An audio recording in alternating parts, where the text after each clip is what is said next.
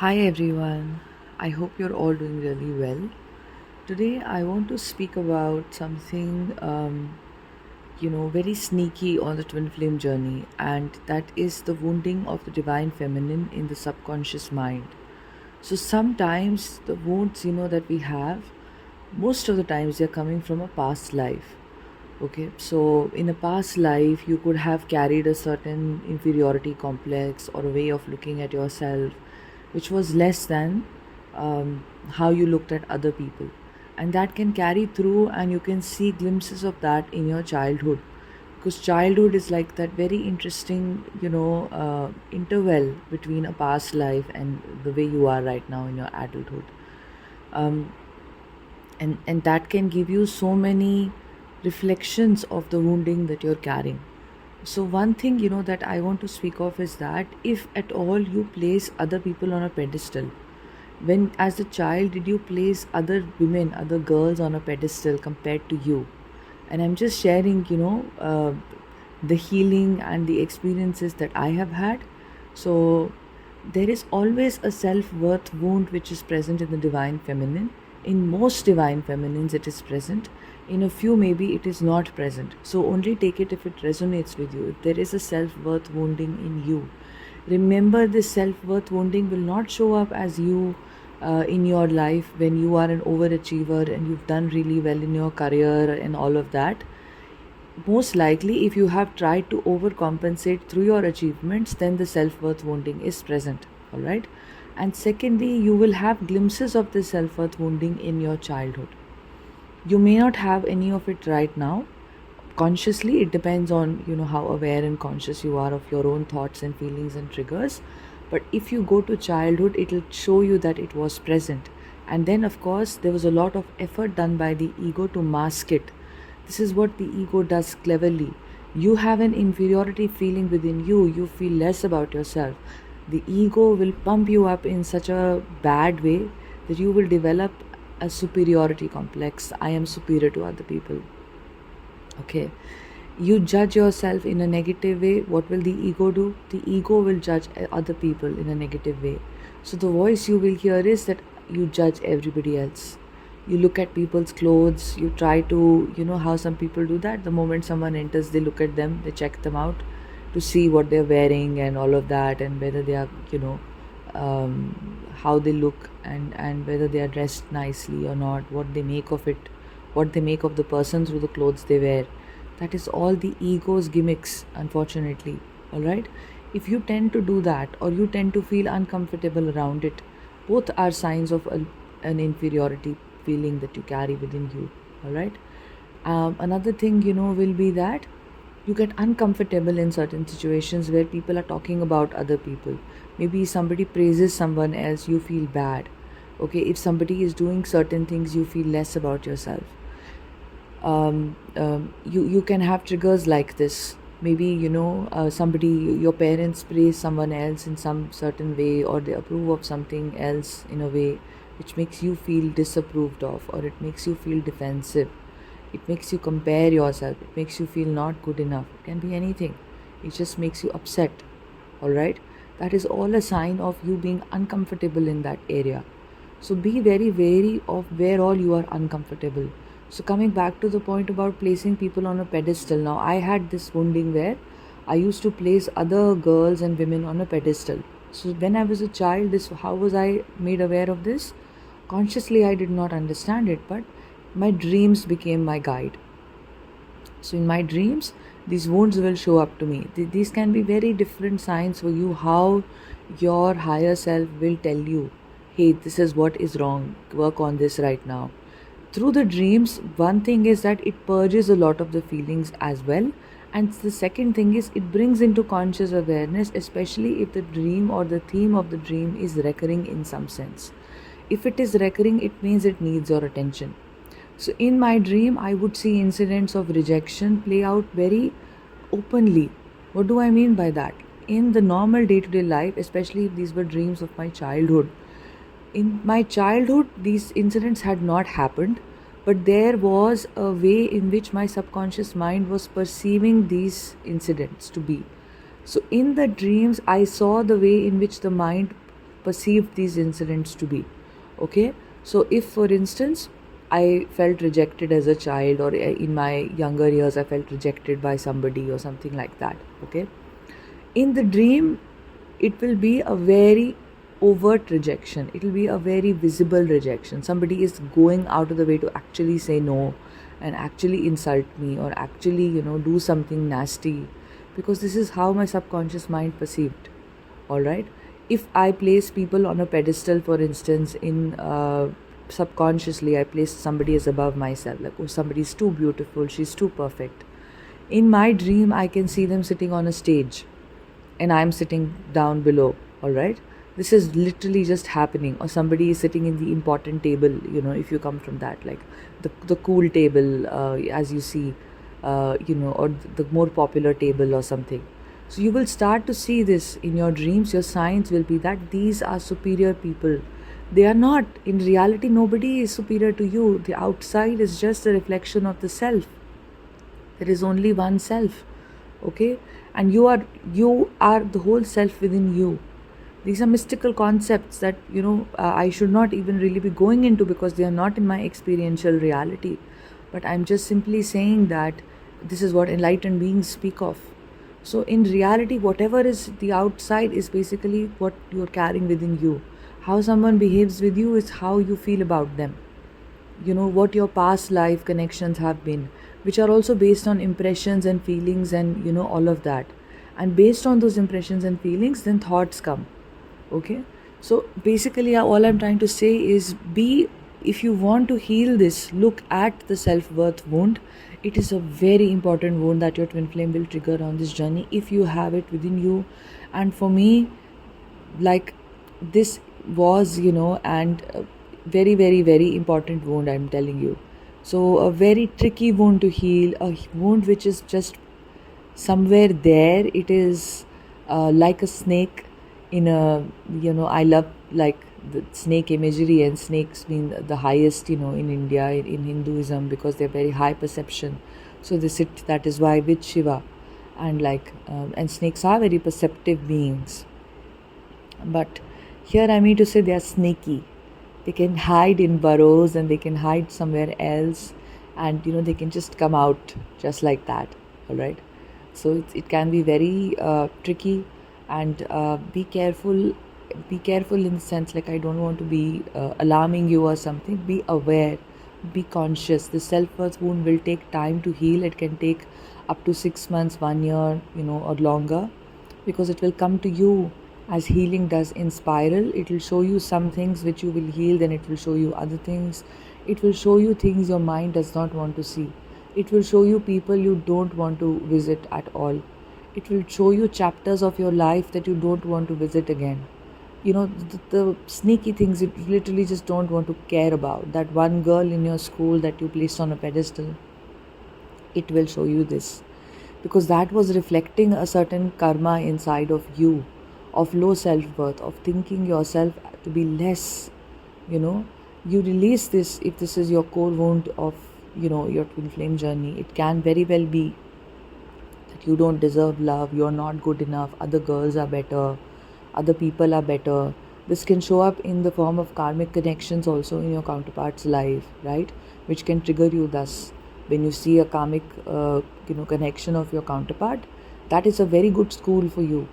Go and look into how that makes you feel. Does that make you feel less? How does that person make you feel if you know who that person is, right? If you feel less about yourself in any way, if you feel your counterpart has chosen someone else, those are all reflections of your shadow side. Your counterpart is always showing you your shadow side. It's a very beautiful way in which, they show this, they do this.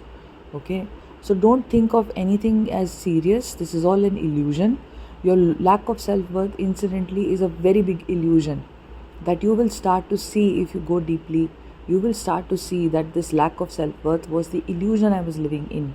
Very, it looked like a pall of gloom. Have you heard of that expression in English, the pall of gloom? It's like a whole cloud of gloominess. We say, I went into the room and there was a pall of gloom, because everybody was sad sitting in the room, like how those stories used to be when we were children. This is something very similar.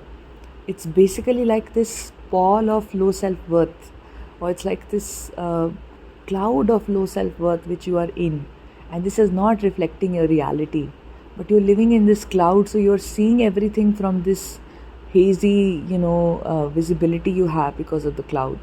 You look at everything from this point of view, and this makes you act in strange ways. Some, people, for instance, some men especially who have low self esteem, they act in very toxic ways. They can be bullies. They can try to show other people down. They can have a superiority complex. They can try to lecture other people and act like they know everything and others don't know anything. You know, that is all coming from low self esteem. Some can be high overachievers, very toxic managers, if you've seen. They just suddenly feel like they've gotten some power in the corporate sector, right? Where is that coming from? Same place again. Same place yet again. Okay, of not feeling good about themselves, and trying to overcompensate. The bigger the ego that you see, the bigger you see that somebody is just out there in a grandiose style trying to show, a pomp and a show and everything, the more less they feel about themselves. Okay, and you can use it. You can use your own sense to look at this in other people and recognize this in yourself as well. What are the ways in which your ego has overcompensated?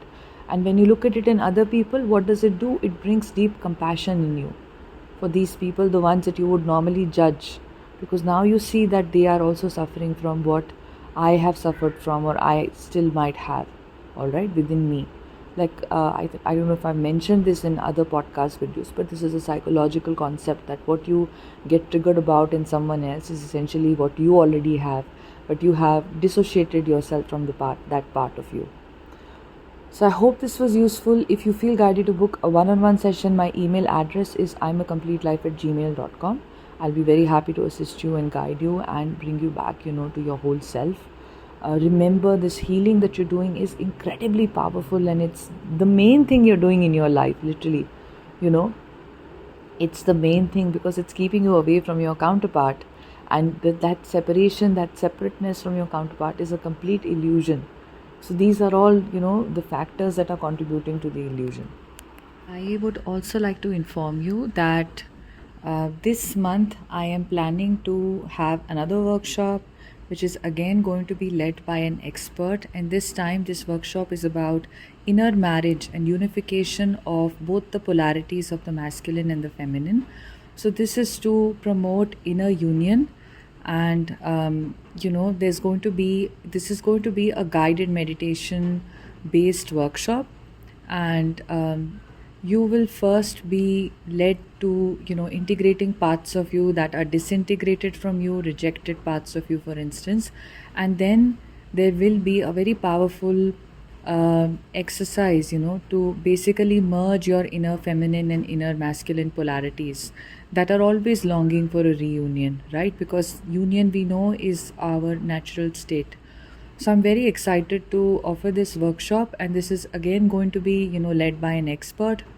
And this is going to have some very powerful visualization techniques, and I am really looking forward to what it will hold.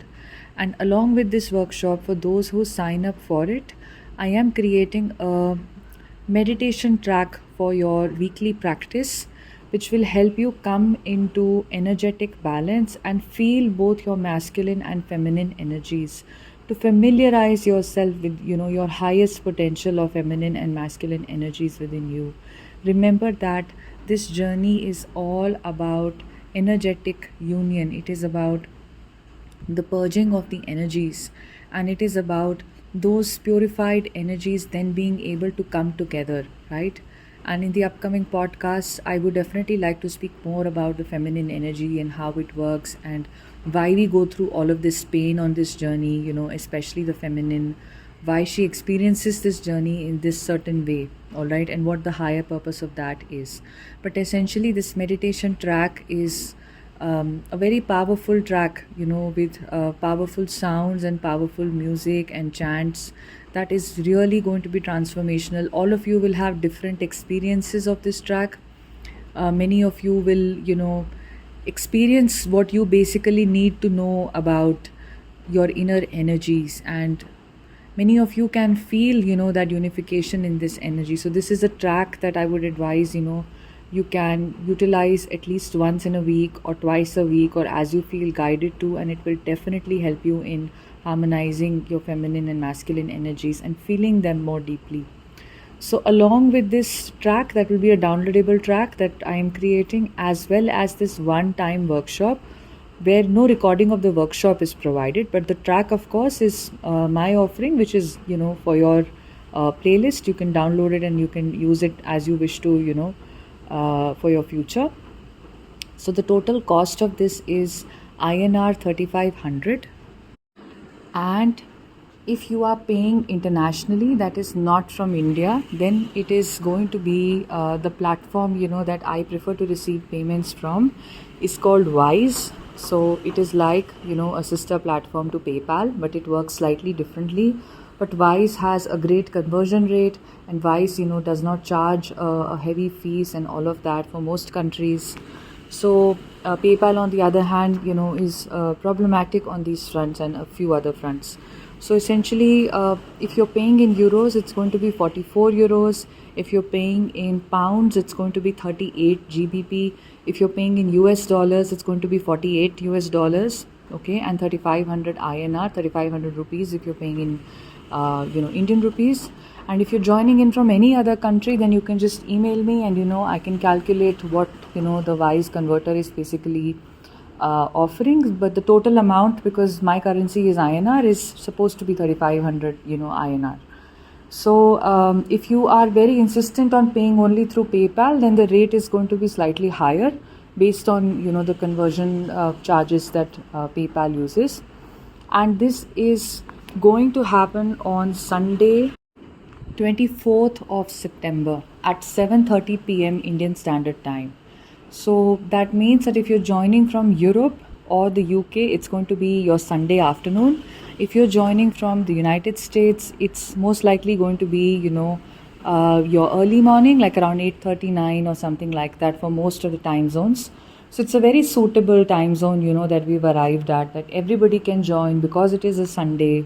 And it's not late night anywhere, it's not the middle of the night in most places, or wherever else you're joining from. You can obviously check, and I would really advise that you definitely come in for the workshop. And it's not restricted to any specific gender this time.